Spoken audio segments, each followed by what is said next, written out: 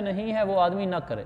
چنانچہ یہ مناسب نہیں ہوگا کہ گھر میں عقیقے کی گنجائش نہیں اور آدمی پیسے ادھار اٹھا کر عقیقے کر رہا ہے۔ یہ شریعت نے ایک چیز لازم ہی نہیں کی، ادھار اٹھانا تو شریعت میں بہت زیادہ ناپسندیدہ ہے، بہت زیادہ ناپسندیدہ ہے۔ اتنا ناپسندیدہ ہے کہ اللہ کے نبی صلی اللہ علیہ وسلم اس آدمی کی نماز جنازہ نہیں پڑھاتے تھے جس کے اوپر قرض ہوتا تھا۔ بخاری کی حدیث ہے۔ آپ پہلے پوچھتے تھے کہ اس پر قرضہ تو نہیں ہے؟ اگر کوئی کہہ دیتا ہاں جی قرضہ ہے، پھر آپ دیکھتے تھے بھی کس کا کوئی قرضہ ادا کرنے والا ہے۔ اگر کوئی ذمہ داری لے لیتا جی قرضہ اس کا میرے ذمہ ہو گیا میں ادا کروں گا، تو آپ نماز پڑھاتے تھے۔ اگر کوئی ذمہ داری نہ لیتا اور اس پر قرضہ ہوتا آپ پیچھے ہٹ جاتے تھے۔ آپ کسی صحابی کو کہتے تھے کہ آپ پڑھا دیں، اس لیے کہ جنازہ پڑھانا تو غلط نہیں ہے، لیکن آپ نے اپنے عمل سے یہ بتایا کہ قرضہ اتنی ناپسندیدہ چیز ہے۔ حضور صلی اللہ علیہ وسلم سے ایک آدمی نے مسئلہ پوچھا، یا رسول اللہ شہید کے بارے میں کیا حکم ہے؟ آپ نے فرمایا اس کے سب گناہ معاف ہو جاتے ہیں۔ وہ یہ مسئلہ سن کر چلا گیا، فوراً جبریل آگے فوراً کہ یا رسول اللہ اللہ نے وحی بھیجی ہے کہ سارے گناہ معاف ہوں گے لیکن قرضہ معاف نہیں ہوگا۔ آپ نے آدمی دوڑا دیا اس کے پیچھے، کہا اس آدمی کو بلا کے لو جو بھی مجھ سے مسئلہ پوچھ کر گیا۔ واپس آیا آدمی تو آپ نے حدیث میں اضافہ فرمایا، آپ نے فرمایا الا الدین، وہی آگی ہے رب کی طرف سے، قرضے کے علاوہ باقی شہید کے سب گناہ معاف ہیں، قرضہ معاف نہیں۔ شہید کا بھی قرضہ معاف نہیں، جس نے اپنی جان اٹھا کر اللہ کے نام پر دے دی، پیچھے کیا بچے؟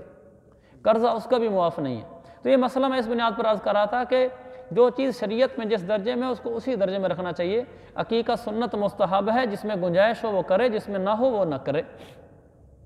پھر عقیقے میں وہی جانور ہوگا جو جانور قربانی میں دیا جاتا ہے، یعنی جو شرطیں ہم قربانی کے لیے جانور کی دیکھتے ہیں، بکری ہے تو 1 سال کی ہو، گائے ہے تو 2 سال کی ہو، اونٹ ہے تو 5 سال کا ہو، جو ہم ان کے لیے شرائط دیکھتے ہیں، پھر ہم دیکھتے ہیں بے عیب ہو، اس میں کوئی عیب نہ ہو جانور میں، بالکل وہی سارے احکامات اس کے لیے ہیں جس آدمی نے عقیقے کے لیے جانور لینا ہے۔ اور جس طرح قربانی کا گوشت تقسیم ہوتا ہے اسی طرح عقیقے کا گوشت تقسیم ہوگا، 3 حصے ہی نہیں کر لیے جائیں۔ تو یہ عقیقے کے بارے میں تھا۔ آگے مسائل ہیں، ساتھی توجہ دیں، یہ کارڈ تقسیم کر رہے ہیں، آپ کو مل جائے گا کارڈ۔ مسائل، ہمارے مسائل پہ چل رہے تھے پاکی ناپاکی کے، تو میں نے عرض کیا تھا درمیان میں لمبے عنوانات آگے تھے تو وہ وہیں رک گیا تھا۔ ہم یہاں تک پہنچے تھے نجاست غلیظہ اور نجاست خفیفہ۔ ایک ہلکی نجاست ہوتی ہے اور ایک سخت نجاست ہوتی ہے۔ سخت نجاست ہے جیسے پخانہ ہے، یعنی گوبر ہے، اور ایسے ہی منی ہے، خون ہے، اس طرح کی جو چیزیں ہیں یہ نجاست غلیظہ ہیں، سخت نجاست ہیں۔ اور ایک نجاست خفیفہ ہے جیسے حلال جانوروں کا پیشاب ہے، یہ نجاست خفیفہ ہے۔ تو جب کسی چیز کو پاک کرنا ہوگا، اس پاک کرنے کے وقت اس کو نہیں دیکھا جائے گا کہ یہ نجاست غلیظہ ہے یا نجاست خفیفہ ہے۔ یہ نجاست کی اقسام تھی کپڑے پر لگنے کے اعتبار سے، کہ کس کپڑے پر کتنی مقدار لگ جائے تو معاف ہے اور کتنی مقدار لگ جائے تو معاف نہیں ہے۔ نجاست غلیظہ میں ذرا شدت تھی کہ 1 ہتھیلی کے برابر اگر ہو تو اتنا معاف ہے، اس سے زیادہ معاف نہیں ہے۔ وہ بھی تشریح میں نے عرض کر دی تھی کہ مجبوری کی صورت میں ہے، ورنہ اس کو بھی دھونا ہوتا ہے۔ نجاست خفیفہ ایک پورے کپڑے کے حصے کا چوتھا حصہ ہوتا ہے، مثلا بازو کا چوتھا حصہ، شلوار ہے تو اس کی ٹانگ کا ایک جو حصہ ہے اس کا چوتھا حصہ، یہ بیان ہو چکا ہے۔ آج صرف یہ عرض کرنا ہے کہ جب نجاست کو پاک کرتے ہیں، اس پاک کرنے کے لیے کیا طریقہ ہے؟ اس میں بھی پھر نجاست کی 2 قسمیں ہو جاتی ہیں پاک کرنے کے لیے۔ ایک ہے جسم دار نجاست اور ایک ہے بلا جسم نجاست۔ یعنی ایک وہ نجاست ہے جس کا اپنا ذاتی جسم ہے، جو جسم نجاست نظر آتی ہے، جیسے مثلا گوبر ہے، اگر یہاں گوبر پڑ گیا ہے تو یہ ناپاک ہے، لیکن جسم ہے اس کا نظر آ رہا ہے یہ گوبر ہے، ناپاک ہے، اس کو کہتے ہیں جسم دار نجاست۔ ایک ہوتی ہے بلا جسم نجاست، جیسے پیشاب ہے، نالی کا پانی ہے، اب پیشاب لگ جائے تو نظر تو نہیں آتا کدھر پڑا ہوا ہے، ابھی خشک ہو جائے گا پتہ بھی نہیں چلے گا کدھر ہے۔ ایسے ہی نالی کا پانی ہے، وہ لگ گیا تو اس کا کوئی جسم نہیں ہے کہ یہ پڑا ہوا ہے۔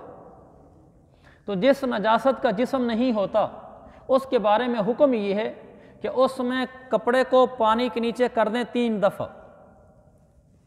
مثلا یہ دیکھیں اس جگہ پر نجاست لگ گئی ہے، یعنی بغیر جسم والی نجاست۔ اب اس کو پاک کرنے کا طریقہ کیا ہے؟ عام طور پر آپ نے یہ سنا ہوگا یا پڑھا ہوگا کہ اس کو دھو کر 3 دفعہ نچوڑیں، پھر دھوئیں، پھر پوری دفعہ نچوڑیں، پھر دھوئیں، پھر تیسری دفعہ بھی پوری طاقت سے نچوڑیں۔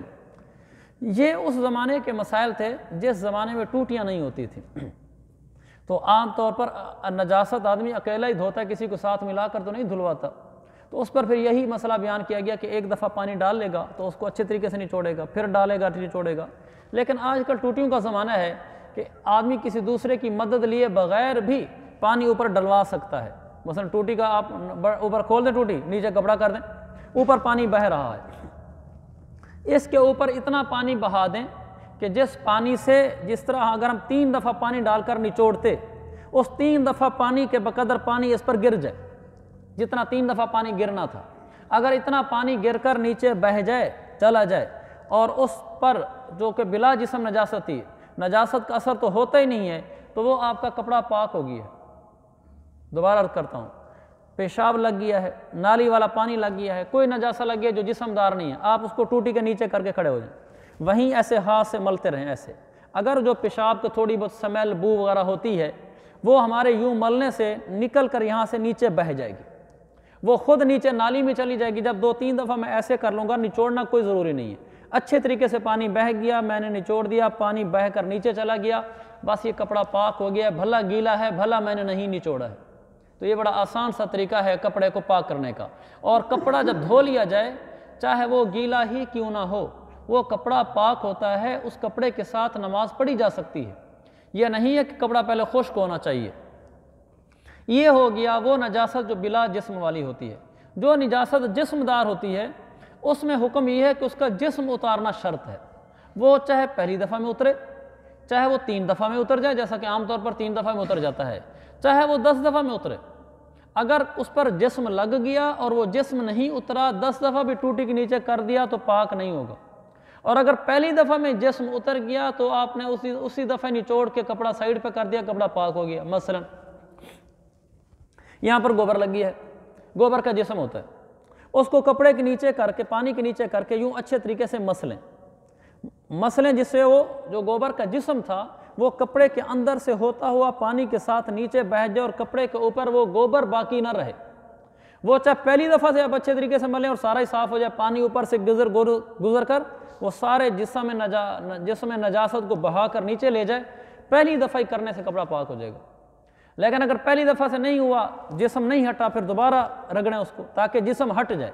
جب بھی جسم ہٹ جائے گا اس کا، وہ پاک ہو جائے گا۔ گوبر ہے، منی ہے، خون کا بھی جسم ہوتا ہے، وہ پر لیئر تہ بنا دیتا ہے، جب وہ جسم ہٹ جائے گا کپڑا پاک ہو جائے گا۔ لیکن یہ جاننا ضروری ہے، جسم ہٹنے کی نشانی یہ نہیں ہے کہ داغ نہ ہو۔ جسم اس کو کہتے ہیں جو اوپر تہ سی بنی ہوتی ہے، یہ جسم ہے۔ اگر جسم ہٹ گیا ہے، گوبر اس کا جسم ہٹ گیا اور باقی نجاستیں جو میں نے گنوائی ہیں ان کا جسم ہٹ گیا، لیکن نیچے نشان کھڑا ہوا ہے، مثلا گوبر ہے تو پیلا نشان کھڑا ہوا ہے، یعنی اس کا دھبا کھڑا ہوا ہے، خون ہے تو اس کا پیلا رنگ کھڑا ہوا ہے، ایسے مادہ منویہ ہے تو اس کا نیچے نشان کھڑا ہوا ہے، نشان کھڑا ہوا ہے مگر جسم اتر چکا ہے، تو آپ کا کپڑا پاک ہے۔ تو اب یہ خلاصہ نکلا، جو نجاستیں ہیں بغیر جسم والی، ان نجاستوں کے لیے تو اتنا ہی کافی ہے، ٹوٹی کے نیچے پانی، ٹوٹی بہتے ہوئے پانی کے نیچے کپڑا کریں، ہاتھ سے مسلیں، اچھا خاصا پانی بہہ جائے، بس آپ اس کو بھلا ایک دفعہ نچوڑ لیں، چاہے ایک دفعہ بھی نہ نچوڑیں، اچھا خاصا پانی جب اس میں سے بہہ کر گزر گیا اور آپ نے ہاتھ سے مسل بھی دیا، کپڑا پاک ہو گیا بس۔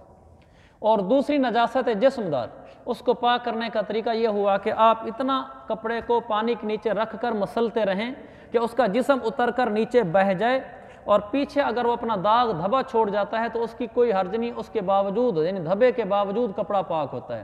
تو صابن سے یعنی دھونا بھی کوئی ضروری نہیں ہوا، جسم کا اتارنا ضروری ہے، وہ ایک دفعہ میں اترے یا زیادہ دفعہ میں اترے، جب بھی اترے گا کپڑا پاک ہو جائے گا۔ پھر دوبارہ کرتا ہوں، دھبے کے باقی رہنے سے، چاہے وہ دھبا گوبر کا ہو، چاہے وہ مادہ منویہ کا ہو، چاہے وہ خون کا ہو، چاہے کوئی اور ایسی نجاست جسم والی ہے کہ جس نے پیچھے اپنا دھبا چھوڑ دیا ہے، تو اس دھبے کے باقی رہنے سے کپڑا ناپاک نہیں ہوتا جبکہ جسم اتر چکا ہو۔ اللہ تعالیٰ شریعت کے مسائل پر عمل کی توفیق عطا فرمائے۔